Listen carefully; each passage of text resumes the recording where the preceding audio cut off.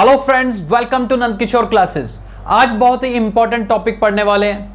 Metre cube को litre में convert करना, या फिर लीटर को सेंटीमीटर क्यूब में, या फिर मीटर क्यूब को सेंटीमीटर क्यूब में, और सेंटीमीटर क्यूब से मीटर क्यूब में। ये यूनिट कन्वर्जन अक्सर डिफरेंट क्वेश्चंस में यूज होती हैं, लेकिन आज बहुत ही आसान मेथड के साथ सीखेंगे।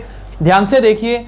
सबसे पहले जो रूल आपने याद रखना है वो क्या याद रखना है कि 1 मीटर क्यूब में 1000 लीटर होते हैं। 1 मीटर क्यूब में कितने लीटर होते हैं जी? 1000 लीटर होते हैं। और 1 लीटर में 1000 सेंटीमीटर क्यूब होते हैं। ये दो रिलेशन आपने याद रखने हैं। तो इस तरह के जितने भी कन्वर्जन्स हैं बहुत आसानी से हो जाएंगी। 1 मीटर क्यूब में 1000 लीटर और 1 लीटर में 1000 सेंटीमीटर क्यूब। चलिए अब ध्यान से देखिए। मान लीजिए हमारे पास 25 मीटर क्यूब गिवन है। कितना है? 25 मीटर क्यूब है और हमने इसे लीटर में कन्वर्ट करना है। तो देखिए कितना आसान होगा कि 1 मीटर क्यूब में 1000 लीटर होते हैं, तो 25 मीटर क्यूब में कितने लीटर होंगे? 25 को क्या करना है? 25 एज इट इज मैं काम करता हूँ। 25 मीटर को मैं क्या लिख सकता हूँ? 25 मल्टीप्लाई 1 मीटर क्यूब। थोड़ा ये स्टेप भी सीख लेते हैं। 25 मीटर क्यूब को क्या लिख सकता हूँ? 25 मल्टीप्लाई 1 मीटर क्यूब। अब देखिए 1 मीटर क्यूब में 1000 लीटर है, तो ये देखिए हमने ये कर दिया। 1 मीटर क्यूब की जगह पर क्या लिख दिया? 1000 लीटर लिख दिया। अब 25 को 1000 से मल्टीप्लाई करोगे तो क्या आएगा? 25,000 लीटर।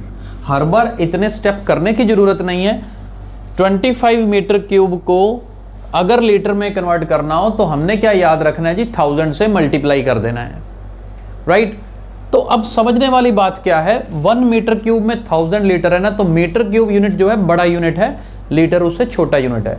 अगर आपने बड़े यूनिट से छोटे यूनिट की तरफ जाना है तो मल्टीप्लाई करना पड़ता है। जैसे 25 मीटर क्यूब को लीटर में कन्वर्ट करना था तो 1000 से मल्टीप्लाई किया हमने।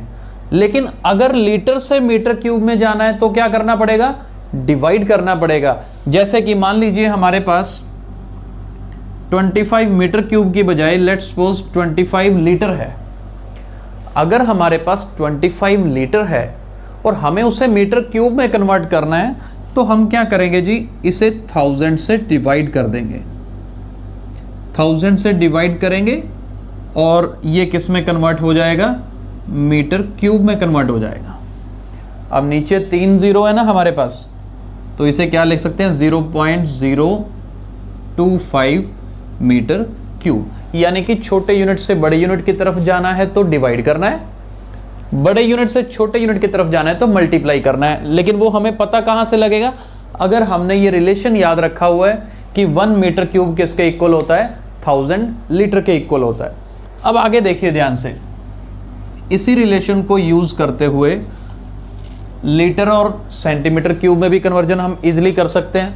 मान लीजिए 1 लीटर है, यहाँ की अगर हमारे पास होता कि 42 लीटर्स, कितना? 42 लीटर्स है, इसे सेंटीमीटर क्यूब में कन्वर्ट करिए। तो अब हमें समझ आ रहा है, देख के समझ आ रहा है कि 1000 से मल्टीप्लाई करना पड़ेगा। यानी कि 42 लीटर है तो इसका मतलब 42 को 1000 से मल्टीप्लाई करो, किस में कन्वर्ट हो जाएगा? सेंटीमीटर क्यूब में। So it will become 42,000 centimetre cube. और अगर सेंटीमीटर क्यूब को लीटर में कन्वर्ट करना हो तो डिवाइड करना है, ये याद रखना है। यानी कि अगर हमारे पास मान लीजिए 100 सेंटीमीटर क्यूब होता और ये कहा जाता कि जी इसे लीटर में कन्वर्ट कर दीजिए, तो हमने क्या करना था? 100 को 1000 से डिवाइड कर देते और ये किस में आ जाता? लीटर्स में आ जाता। ये देखिए 2 जीरो से 2 zero cancel, so we get 0.1 litre. यानी कि 100 सेंटीमीटर क्यूब का मतलब क्या है? 0.1 लीटर है जी।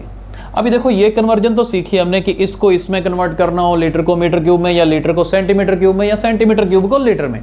तो ये तो आमने सामने हो रहा है।